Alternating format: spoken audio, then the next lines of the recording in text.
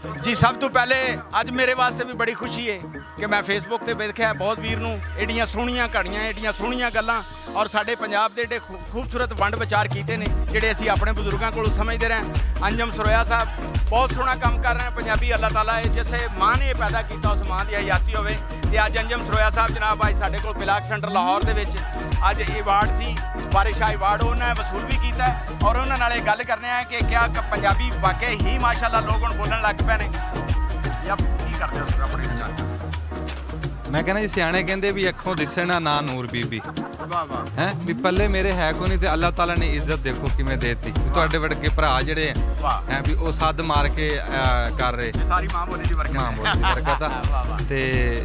बस मैं यही कहना भी अल्लाह ताला साडा जिहड़ा ना पंजाब वसदा रवे ते बस वो तां करके भी साडे ना इत्थे हड़ आया है सैलाब आया ये दुआ करनी चाहिए भी अल्लाह ताला इस मुश्किल वक्त चो सानू कढ लवे आमीन। ते बाकी आ मेरे वास्ते ये बड़ी वड्डी शह है जी बिल्कुल ये बहुत बड़ी बड़ी अचीवमेंट है जी। गुजरांवाला शहर जी वो बड़ा सोहना शहर अल्लाह ताला गुजरांवाले नूं सदा सलामत सदा वासदा रवे जी। टेलीफोन भी बड़े आंदे साडी आ मेरी पग दा पिछे छड्डी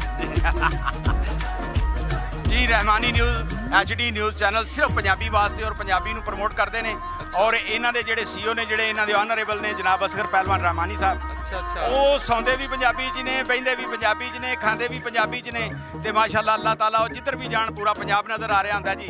ते जनाब तुहाडे नाल जनाब असगर रहमानी पहलवान साहब ने ते जनाब अंजम सरोया साहब बहुत सारियां पंजाबी और जनाब